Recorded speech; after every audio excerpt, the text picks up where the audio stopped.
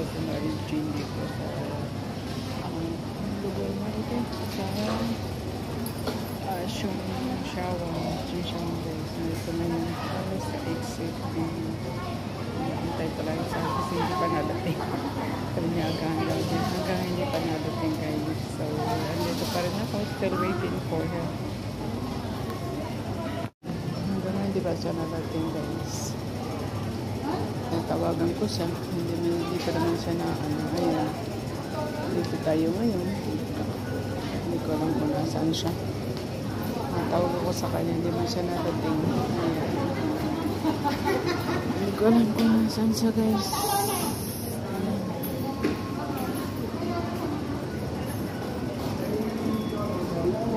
Hintay ko talaga siya kung nasaan hanggang hindi pa nadating guys.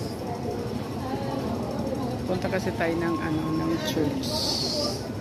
So, inaantayan ko siya. Hindi pa siya nasagot. Kaya tatawagan ko siya guys. Hindi naman siya nasagot. So, ayan.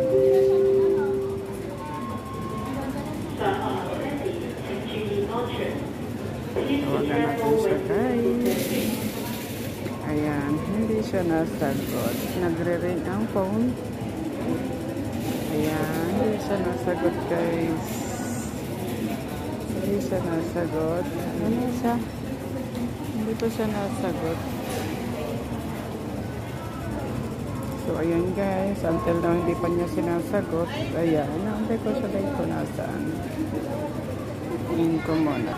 So ayan guys. Pinoise message ko siya. Kasi hindi pa nadating guys.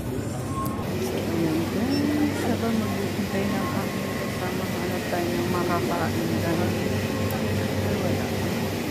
wala silang dito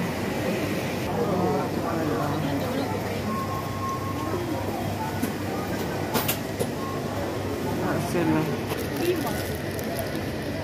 cream bun. Bili tayo dito guys, dalawa 14 lang.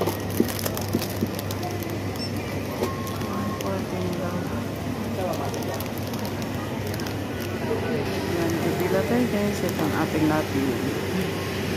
Yan, dahil mahaba ang pila guys. Sasauli natin. Ayan. Pasaway ka? Ay, pasaway ka? Bakit ka naman lumabas? Ayan guys ha.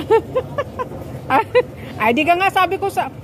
Ay, di ka sabi ko nandito ako sabi. Nag-iintay sa'yo. Hindi ka naman na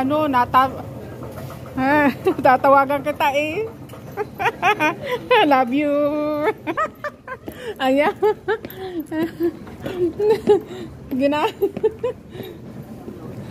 Ayan.